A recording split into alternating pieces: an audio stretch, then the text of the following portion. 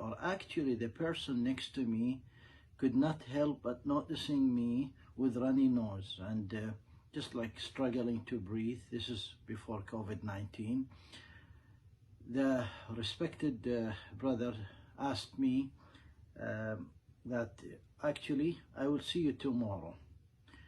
So I thought, okay, inshallah, see you tomorrow. I don't know the person, may Allah keep loving him, blessing him and his family.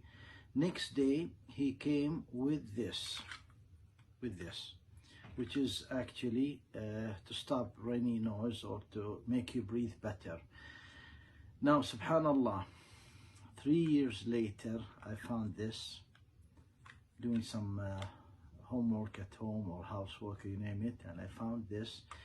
And I said, subhanallah, I remember this man that he was praying next to me, but the fruit of his prayers to care for those who are near, perhaps dear or near and strangers, that to a point where he brought me this next day. You may think this is just nothing or no big deal. No, it's a huge deal, because when I saw it 3 years later, and I was actually doing this cleaning and organizing in the midst of the night, actually the time where Allah subhanahu wa ta'ala descend to the lower heavens and ask, is there anyone who would ask me, I would give them. Is there anyone who would pray? So I would answer the prayers. This is the time of istijabat al-du'a.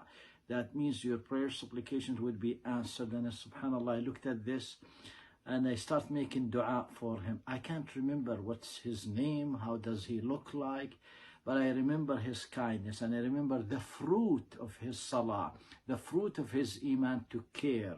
So, respected brothers and sisters, yes, beautiful to pray, beautiful to recite the Holy Quran and to practice siyam and tahajjud and you name it, but you gotta be a fruit for your iman, fruit for your salah, fruit for all these particular ibadat and practices. So, subhanallah, I thought, how can I reward him? For sure, I made dua for him at the time, 3 years ago when he gave it to me.